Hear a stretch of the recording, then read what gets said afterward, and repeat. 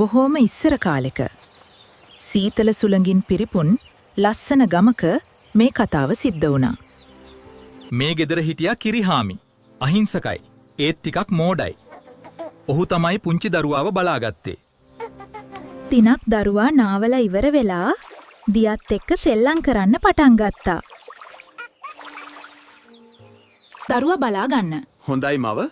සුවසේ සිටින්න දරුවා.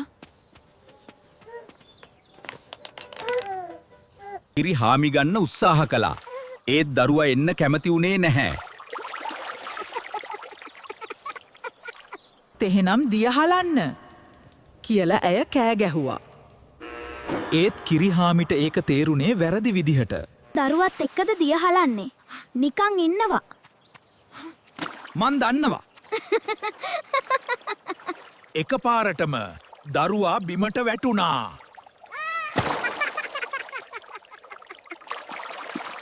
දරුවා මහ හඬින් අජන්න පටන් ගත්තා. ගෙදර කෙල්ල කිරිහාමිට බැන වැටුණා.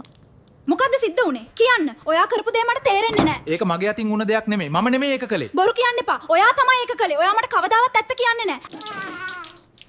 මං දිය විතරයි හැලුවේ. දරුවා නම් ඔහොම වැටුණා. කෝපයෙන් කලය කිරිහාමිගේ හිසට බිඳ දැමුවා. ටික වෙලාවකට පස්සේ කිරිහාමිට සීතලක් දැනුණා. අයියෝ! මම මැරෙනවා! මම මැරෙනවා! එන්න ඉක්මනට එන්න! කිනිහාමි මොකද උනේ?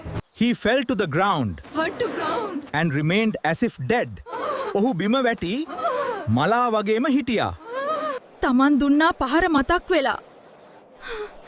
මවටත් බය හිතුණා. නෑයෝ. ඔවුන් එකතු වෙලා කිරිහාමිව කැලෑවට ගෙන ගියා. එදා කිරිහාමිගේ තුන්වන මරණය මෙහෙම අවසන් වුණා.